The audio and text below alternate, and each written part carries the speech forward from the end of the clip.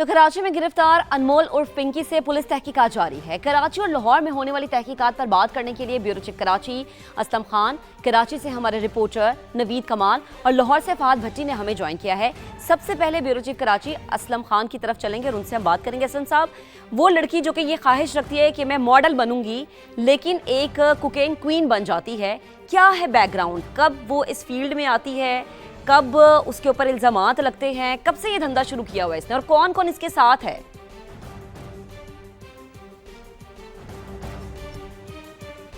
देखिए 14 साल की उम्र तक तो कराची में जब ये इसकी रिहाइश थी 1995 की पैदाइश है और 14 साल की उम्र में इसने कराची में ही मंशियात की फरोख्त शुरू कर दी थी। उसके बाद ये लाहौर चली गई और एक फिल्म डायरेक्टर के दफ्तर में राना नासिर से इसकी मुलाकात हुई और राना नासिर के हवाले से बताया गया है कि ये लाहौर में वहाँ का ये मंशियात फरोश है और राना नासिर ने बाद में इससे शादी कर ली और इसके बाद ये दोनों ही मिलकर मंशियात का धंधा चलाने लगे। और इसने दौरान तफ्तीश ये भी बताया है कि जो अफ्रीकी बाशिंदे हैं वो लाहौर में मंशियात इसके घर पहुँचाते थे और राना नासिर पिंकी को मुख्तलिफ मंशियात डीलर्स के पास कोकेन के लिए भेजता था और उसके बाद ये मुख्तलिफ इलाकों में डिलीवरी भी करती थी। और उसके साथ साथ राना नासिर के दो और कारिंदे बॉबी और किरण वो भी इसके साथ साथ दो थे और इन्हीं से फिर तारुफ राना नासिर ने इसका कराया पिंकी का, जिसके बाद उनसे भी इसके ताल्लुकात हो गए और फिर राना नासिर की जानिब से उस पर तशद्दुद किया जाता रहा 2 साल तक, जिसके बाद बॉबी के मशवरे पर उसने राना नासिर से अलहदगी इख्तियार कर ली और बॉबी का जो नेटवर्क था वो कराची में था। तो बॉबी के मशवरे पर अनमोल और पिंकी ने अपना एक नेटवर्क बनाना शुरू कर दिया, क्योंकि उससे पहले राना नासिर का जो नेटवर्क था वो ना सिर्फ कराची, लाहौर और इस्लामाबाद तक था। अब बॉबी ने 2 साल तक पिंकी की मदद की और उसको मंशियात के 10 से 12 बार उसने उसको मंशियात डिलीवरी की और उसके साथ साथ मंशियात के जो मुख्तलिफ मंशियात हैं उसमें आइस भी है, उसमें कोकेन भी है, वो पिंकी को देता रहा और उस पर वो मुख्तलिफ तजुर्बे करती रही और उसके बाद उसने अपना एक ब्रांड बना लिया जिसके बारे में कहा जाता था कि जो 10 से 12 हज़ार की कोकेन थी उसको वो 40,000 रुपये तक बनाकर फरोख्त करती थी। तो ये अभी इब्तिदाई तफ्तीश में चीज़ें सामने आई हैं और 6 रुकनी इसका जो ग्रोथ था वो तालीमी इदारों में और पोश इलाकों में मौजूद था, जिसमें एक खातून और 5 मर्द थे। इसका एक और अहम कारिंदा जो है वो जिशान वो पकड़ा गया, जिससे अकाउंट देखता था, लेकिन एक अहम अहलकार जो पुलिस का कामरान है वो अब तक जो है मफरूर है। सही,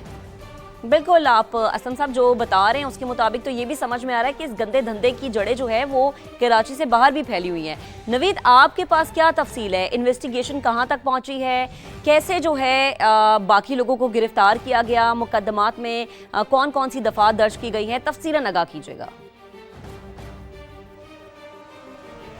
इस तमाम अमल से जो 3 रोज़ा रिमांड के बाद जो इंकशाफात हुए हैं उसके बाद ये बात बड़ी वाज़ेह हो गई है कि रिमांड क्यों होने नहीं दिया गया और इसके पीछे ऐसे कौन से नादीदा हाथ थे जो इसका रिमांड होने देना नहीं चाहते थे। बड़े बड़े नाम आए हैं, सियासतदानों के नाम आए हैं, साबिक एमएनएस के नाम आए हैं, अदाकारों के नाम आए हैं जो कोकीन के ख़रीदार थे। इसने इंकशाफ किया है, जैसा कि असलम साहब ने बताया, जब इसकी किरण से दोस्ती हुई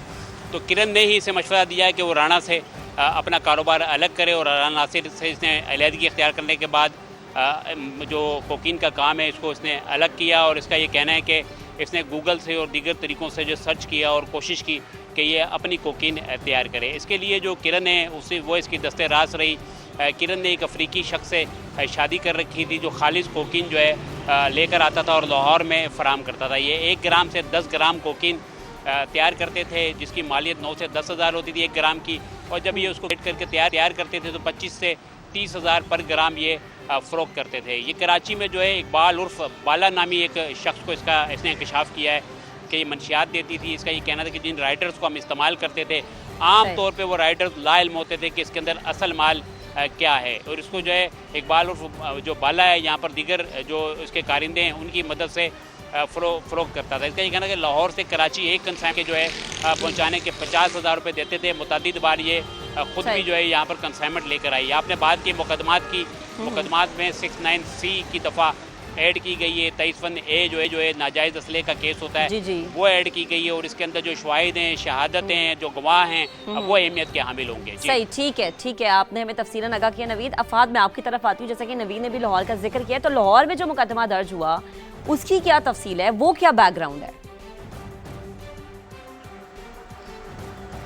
महक, लाहौर में 2 मुकदमा दर्ज हुए थे अनमोल उर्फ पिंकी के 2 भाइयों के अगेंस्ट। एक मुकदमा दर्ज हुआ 2020 में और एक मुकदमा दर्ज हुआ 2022 में। जो 2020 में मुकदमा दर्ज हुआ था अनमोल के भाई नासिर के खिलाफ, उसमें भी अनमोल उर्फ पिंकी नामजद है, जबकि जो 2022 में कोट लखपत के इलाके में जो मुकदमा दर्ज हुआ कोट लखपत थाने में, उसमें भी बाकायदा तौर पर अनमोल उर्फ पिंकी जो है वो नामजद है, लेकिन वो बराह रास्त जो है वो मुकदमा दर्ज हुआ था अनमोल के भाई रियाज के खिलाफ, और दोनों मुकदमात में अनमोल उर्फ पिंकी जो है वो नामजद है। और अब बाकायदा तौर पर DIG इन्वेस्टिगेशन सैयद ज़िशान रज़ा ने इन दोनों बात का जो है वो ऑडिट करवाने का फैसला किया है, और ये टास्क सौंपा गया है SP CRO को, जो बाकायदा तौर पर इसका ऑडिट करेंगे। और उसके बाद जो है वो बाकायदा तौर पर ये बताया जा रहा है DIG इन्वेस्टिगेशन की जानिब से कि इन दोनों मुकदमात में मुलजमान की गिरफ्तारी हुई,